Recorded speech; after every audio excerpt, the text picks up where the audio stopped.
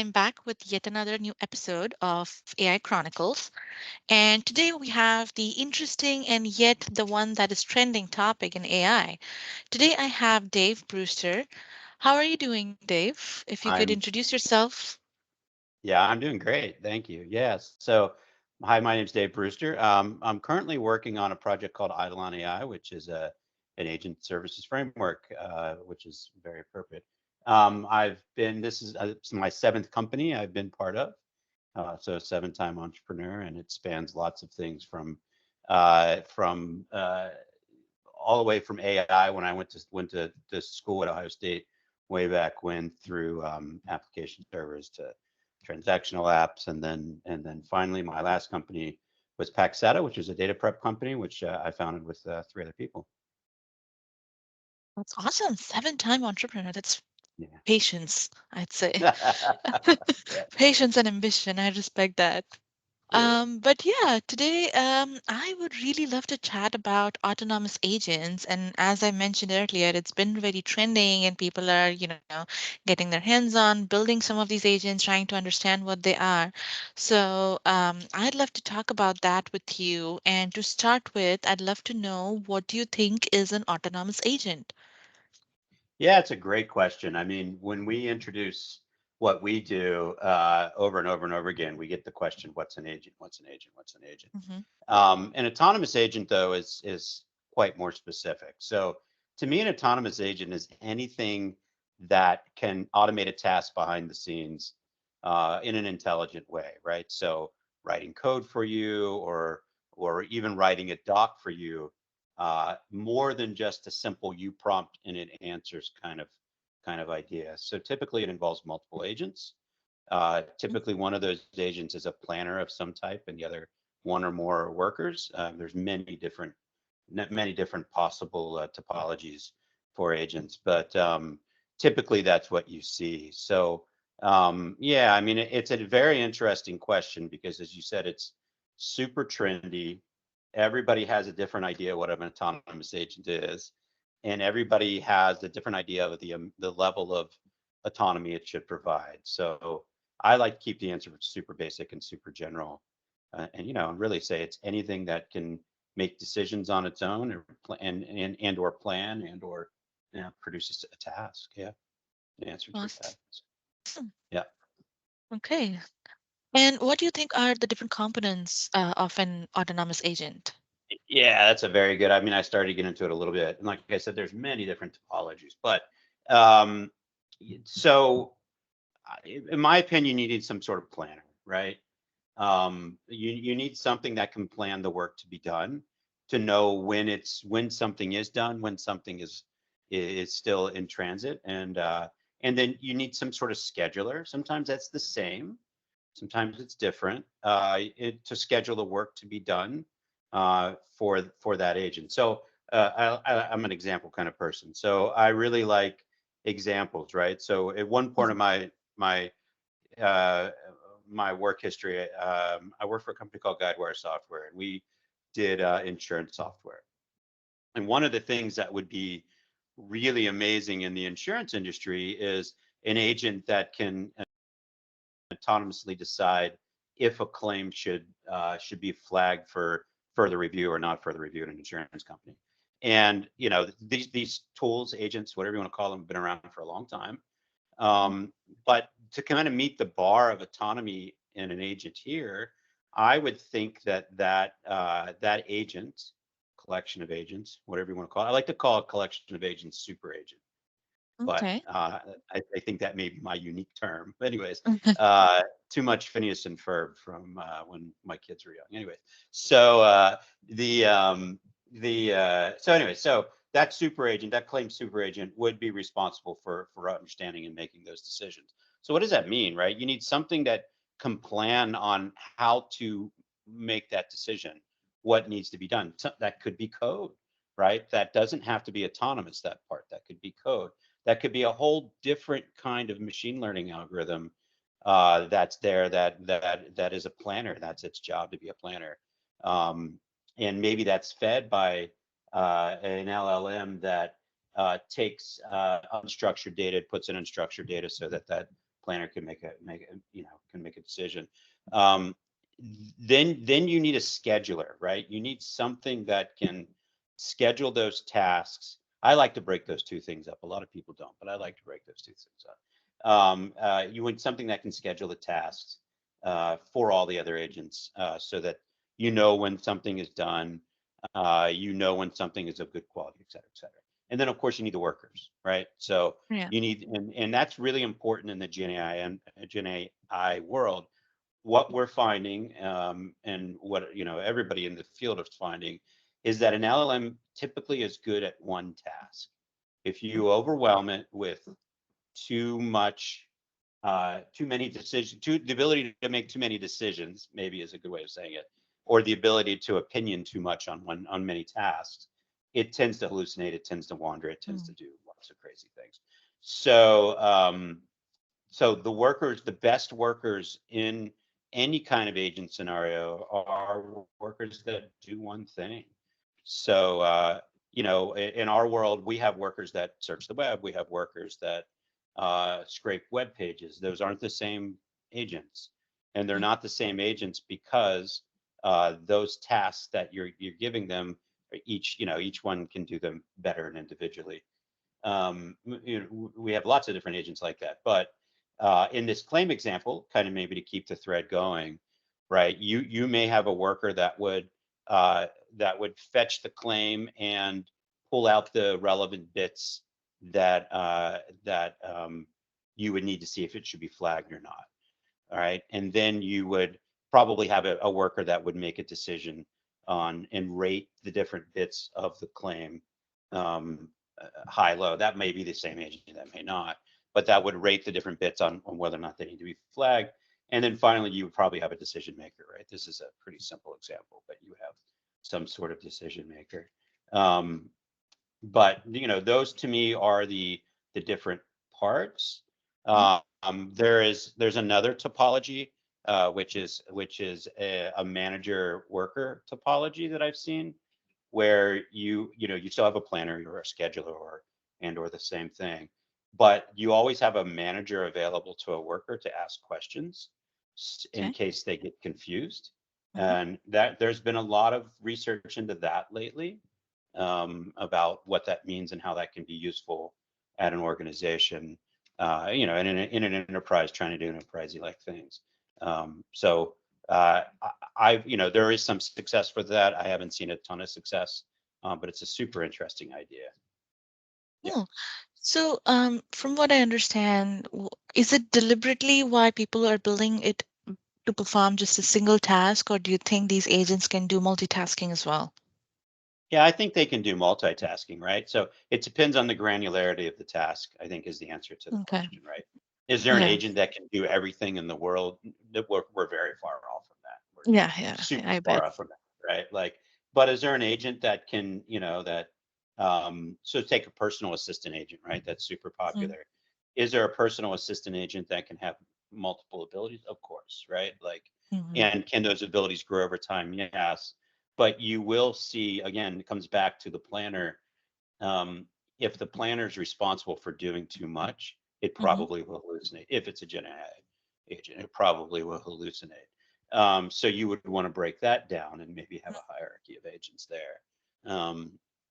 Again, I think the topology is super interesting in agents as well as the implementation. So, and I really believe we just scratched the surface I of the bet. topologies of Gen AI agents. But Got it. agents have been around a long time. Topology of agents have been studied for a long time without Gen AI. So maybe there's some Interesting. worlds need to come together. Yep. So, okay, so we've got worker, we have got planner, and then all the other topologies that you mentioned. So I'm just like thinking, so I'm like, for me, when I'm trying to learn something new, I want like a flowchart kind of thing, if possible, like a Yeah, yeah, yeah. step-by-step thing, right? So I was wondering, so how would you go about building one of these autonomous agents? For example, like, you mentioned something about a personal assistant or of a sort. So Yeah, how yeah. would you go building about it? Yeah, that's a great question. So I'm a software engineer, and I'm a software engineer from way back. So I would treat it like building a new product. I Mm-hmm, literally would write down the product requirements that I'm interested in. I would mm-hmm, take a very very purposeful approach to understanding what the goals are of the agent, to Right. understanding what you're trying to achieve, how you're going to measure, how you're going to test in the computer science world, but how you're going to measure the ability of, what success is, and how you're going to measure any kind of drift over time of success. I Hmm. would plan those things out. Now, not like all of the answers, but at least to have somewhat of a clue. And then Right. once I've done that, and once I understand the goals, I personally like to break problems down into, okay, so now what's the next task? So let's take a personal assistant agent and let's just do a little mock exercise here, right? So Yeah. if it's a personal assistant agent, maybe I would start bottoms up for that, because we know what we do every day of our lives and we want some agent to be able to do that for us. So maybe I would start bottoms up with that one and say, okay, I want an agent that can read my email and flag, and whatever, and flag follow-ups versus non-follow-ups, and or and maybe there would be multiple things that would come out of that. But I would start simple. Let's just start simple and go there. Okay, so I have an email agent that can do that. Um, let's get crazy here. So I want a prescription agent that notifies me when any prescriptions I have Mm. due come out, and right, that's a pain Yeah. that we all kind of face, some point in our lives of, you're on a some sort of prescription daily, whatever, and you need it refilled, right? And the CVS slash Walgreens slash whatever agents or software that's out there doesn't really work so well, so maybe I want to take it into my own account. So I would write an agent that would talk to their API and follow and understand that. So now I have two. So I need to put those two together, and I need to put them together in a way that, yeah, I have a scheduler, right? So that to me, why I would break the two up, scheduler and planner. Scheduler to me is time-based, planner is event-based, right? So I would say, okay, I need a scheduler here. I need something that gets woken up and has the ability to do something every so often. Let's call it a minute. Every minute it gets woken up and has the ability to do something. Now, if I was just going to go full Gen AI on this thing and do everything in Gen AI, I would say, okay, that is going to wake up and be instructed in its prompt to go talk to the worker agents, in this case, just two, and ask them, it's this, give them the time. It's this time. Is there anything that needs to be done? Or what have you learned since the last time, or something of that nature, right? And those would return in a very I would want them returned in a very structured way, in case I wanted to implement that other side without Gen AI, right? So the scheduler side. So that would wake up. They would ask the question. So you would have to give tools to the scheduler agent in order to ask those questions, and give it a system prompt, and then it would go off and ask the questions. And if there was a response, and or the scheduler agent needed to ask more questions of the workers, you would have to give the ability to do that. And again, if it's all Gen AI, you can use free text. If it's not, I would do some sort of structured JSON output from those guys. So now I have something that schedules and wakes up and two workers. Hmm. So I would want a chatbot interface on that. So I would create a chatbot interface. I would probably give it, so I'd probably have the scheduler agent write something to a database Hmm. that, hey, something needs to happen. There's user input. And then I would have the chatbot interface read that. Or you literally could store everything in the scheduler, again, if it's all Gen AI, in its conversational memory. Hmm. And then you could have the chatbot just ask the scheduler agent itself through conversational memory, is there any work to be done? There's trade-offs of both. I think the former, writing it to a database, probably scales better, where the latter is a very easy way to hit something up quick and dirty and see if it works. Right. So I have a chatbot, I have a scheduler that wakes up and understands, tasks that need, to talk to workers to see if there's any work that needs to be done. And so, what's there. Now there's no autonomy here, right? Like this is just a scheduler. So then I would want to build autonomy in. And I would want to have a different class of workers that could act upon things. So maybe I would want an email responder or a draft creator, or however crazy you want to get, autoresponder create drafts. And that would wake up, talk to the scheduler, or maybe the scheduler would wake it up. I don't know, one way or the other. I'd have to see how it shook out. And they'd say, hey, is there any email work to be done? And if it is, it would tell it what it needs to be done, give it access to the emails itself. And that writer agent may be two agents. It may be one that figures out the work to do, generates a brief summary of the work that needs to be done, and then it could give it to a writing agent, which maybe uses some sort of hierarchical multi-pass kind of flow to one writes, somebody else edits, one writes, somebody else edits, right? Or becomes the editor. And Mhm. it, when it hits, when the editor's happy, then it can be done. We've used that concept internally to write our own docs in Eidolon. And it works reasonably well. Sometimes you get complete gibberish, but with a human in the loop, it works really well. Yeah. So, yeah. So anyway, so we have, what do we have? We have a chatbot, we have a scheduler, we have workers that can figure Yes. out work that needs to be done, and we have one worker, very rudimentary system, a worker that can do work for you. Mhm. Um, and all this would need to be put together into something real. But like that to me is a pretty powerful autonomous agent, and I think we're starting to see a lot of those uh, Mm. on the market as separate products Right. right now. Yeah. Okay. So, so all once we have one, this prescription agent once it's built, Mhm. and now we want to build another agent, maybe something relevant to the prescription agent. So, Okay. Yeah. Yeah. how do you think these agents would communicate with each other? Yeah, again, I would use the keep it simple, stupid kind of methodology and say like Mm. all over HTTP. Why not? Right? All as REST calls or gRPC calls or whatever, however you want to pull it off. But like in Eidolon, we just use HTTP for everything, and every agent's registered as a service endpoint. And Okay. long running conversations or processes within that. So the communication from that would be that. Now, the question of communicating with the LLM is a whole different beast. And Mm. that is like LLMs, luckily the OpenAI API for tools kind of is taken over and stuck and everybody's implementing it, which is good because it's pretty minimal and works. And that's, if you give the Gen AI the ability to have tools, what does that mean? It's a function call. So it's something with a name and declared parameters in JSON schema. So if an agent's going to talk to another agent, uh, then a, there needs to be tools registered inside of those agents in order to describe the endpoints as function calls, the REST endpoints as function calls, and the schema that goes along with them as as JSON schema as normal inputs. And if you do all that with Open API, Swagger, otherwise known as Swagger, then magic kind of happens, and hooking those two worlds together becomes super easy, right? Becomes very easy.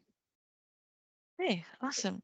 So I understand the technicality behind building an agent thanks to your good examples and right flow. Um, so if a non-technical person or somebody who's just learning about these agents, if they come to you and ask, why should one build an autonomous agent, what will you tell them?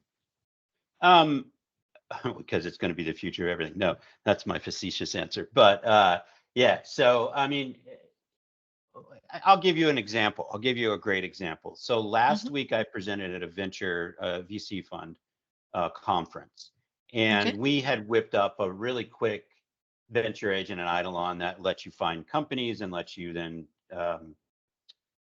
dig deep into those companies by using the web and Harmonic, which is a venture API company. And it was really great. Everybody loved it. It went off great. Um, but somebody else presented, and they presented like, what are the ways that you can use Claude or GPT or any of the other public facing services in order to do research for companies and very similar things that I did. And the guy was not technical at all. And when he presented, his presentation really was like, this is the system prompt for that. And if you want to repeat it, then you just go in and copy paste your system prompt, etc. So after the fact, he came up to me. I was going to search him out for the exact same reason, but he came up to me. He was like, "Man, like, how do you build these agents in your system? If it's not super technical, then it would be great if I could just build agents that were these system prompts that just kept asking the same questions, searching the web, blah blah blah blah blah, but in a very specific way." And I told him about Eidolon, our toolkit, and what it is, and so he's checking it out now. But the long answer to your question is, I think in the future, when these things are going to become kind of obvious on how to use, and the tool set that they have available to them is pretty large, these Mm, things meaning agents, then mhm. anyone should be able to come in and direct an agentic type system to do what it wants to do, what they need it to do in plain English, right? Just through prompting. And whether that's editing a system prompt or using some sort of in context learning where it learns who you are over time, like GPT just recently introduced, then yeah, I mean, I think everybody will be building agents at that point in time using just assemblage kind of techniques. So Nice. Awesome. hopefully that Okay. answers your question. Yeah, yeah, yeah. Yeah. It definitely does. Yeah, understanding why you want to build something, I feel like that's very important. And It's super yeah, important. Yeah. yeah, In this case, exactly. he already had something he was doing. He was doing it using AI techniques, very manual. Boy, that sure sounded like an agent need for an agent right there, right? But Yeah. you can imagine 1,000 different things in the future, like an agent that controls your refrigerator or tells you when, you Mm, already see those when you need to reorder food. Your assembly, if you can assemble age and you have an agent that talks to Amazon, you can see assembling these agents and telling them to talk to each other as a human task. yeah. That's not hard to do, right? Yeah. Yeah, I think if they can do my, all the legal stuff for me, I'll be very happy. Like file my There you taxes, go to go. DMV to Yeah, renew right. my license. Please do that. Totally get That's it. a great idea. Yeah, that's a maybe a scary idea, but a great It idea, is a right? scary idea, but man, I love that. Cool. Okay. So, moving on to my next question is like for any enterprise in this AI space, what do you think should they be on the lookout for regarding these autonomous agents? Yeah, I mean, so enterprises we talk to lots, right, all the time. Mhm. And enterprises are interesting beast right now. I spent my whole career in enterprise software for sometimes really bad and other times great reasons. But and the funny thing about enterprises are they want to take chances, like as a unit, not as an individual, want to take chances, but they are limited by, I don't know, the space, the legal space, whatever that they run in. So Mm, right now, Gen AI and enterprises is kind of has this split personality of a group of people usually doing internal apps, going all out and doing crazy things, like wonderful things. And then anything else and or most of the other companies in general are stuck on the legal matters of what is AI and how is mm, it going to affect me. And it's kind of sad because it's kind of natural, like in this world, but it's also very sad. Like innovation is getting stymied by kind of the boogeyman, right? Like it's the mystical thing out there that is going to hurt us. Uh, but the other side of it is they do need to be cautious, right? This is their money on the line. But on the other half of the equation, the companies that don't get on the Gen AI wagon are mhm. going to lose. Like Yeah.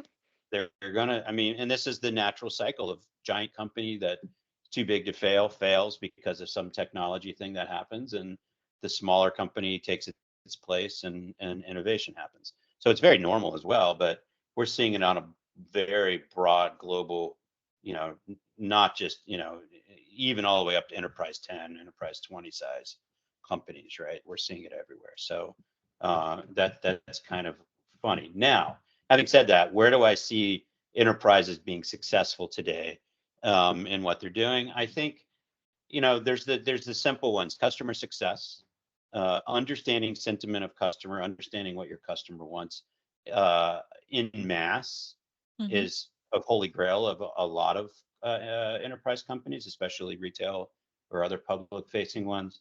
And you can do that. LLMs is trivial, right? Even, a Gen AI application, whether that's agentic or not, I guess by definition it is, but whatever. A simple Gen AI application that comes in and reads everything that's there and gives an opinion of, thumbs up, thumbs down, or a rating, is super trivial to build, and many people have built those. And there's platforms that you can build that you can buy that do the same thing. So that's one. The other one I see a lot is internal documentation. So giving the people to interact with their internal doc using RAG and other Mm-hmm. techniques.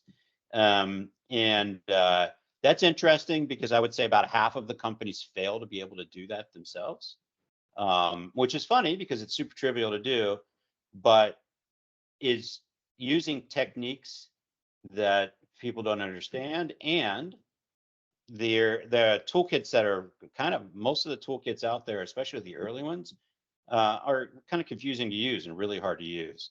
So that I think those two things together make it more difficult for them to succeed. But I think some of the newer toolkits and some of the newer techniques, are addressing that. But RAG is definitely, like, if not the most common, second most common, right? Customer Mm-hmm. success, things like that. I think what you don't see on the flip side are things like the claim agent, the mystical claim agent I talked about, where it's a filter on the front end using Gen AI. They definitely use AI models to do that today, for sure. But there's still like this fear about Gen AI learning too much about individuals, and maybe being too personable with, or whatever, getting into the personal space of a lot of people. So that's hard. Um, I talked to kind of my last one.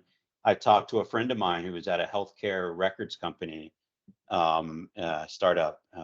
They're not so small anymore, but they're getting bigger. And they've been using Gen AI for 2 years, over 2.5 years. GPT-3, starting with 3.0, and they're a SaaS company, and they're full trusted SaaS company. So trusted compliant SaaS company. So it like it can be done, and it can be done in a legal way. And these are with health records, right? Like, Mm-hmm. that are, the hardest to get ratified on. So they're pulling it off. So enterprises need to get over it a little bit, and then I think then you're going to start seeing some pretty wonderful apps coming out of them. Yeah. Awesome. So you mentioned RAG and LLM. So I'd like to ask, like, what your thoughts around those two particular topics. So first, how are the data scientists using large language models in enterprises? Hmm. Yeah. So that is a separate kind of, yeah, topic. So I mean, it's interesting, right? Like, the original thing with Gen AI or LLMs in general, or specifically for data scientists, was, well, we're going to need to fine tune these things, especially in GPT-3, et cetera, and we need data scientists to do, very normal, typical data scientist kind of behavior of, you know, training, in this case, fine tuning, gathering the data, putting it in a way that can be used for fine tuning a model, measuring, rinse and repeat, rinse and repeat, rinse and repeat. And I think people realize that that's super expensive, only Mm-hmm. going to happen in a very few places. And I think a lot of the data scientists, for not for good, for just kind of economic reasons, have been Mm. repurposed to work on LLMs. Yeah. And those data scientists are stuck doing prompt engineering. And because it's the same model, the same mental cycle of try something, see if it works, measure it, Yeah. et cetera, et cetera, et cetera. Um, but I don't think they're very happy doing that. I don't think they're very happy at all doing that.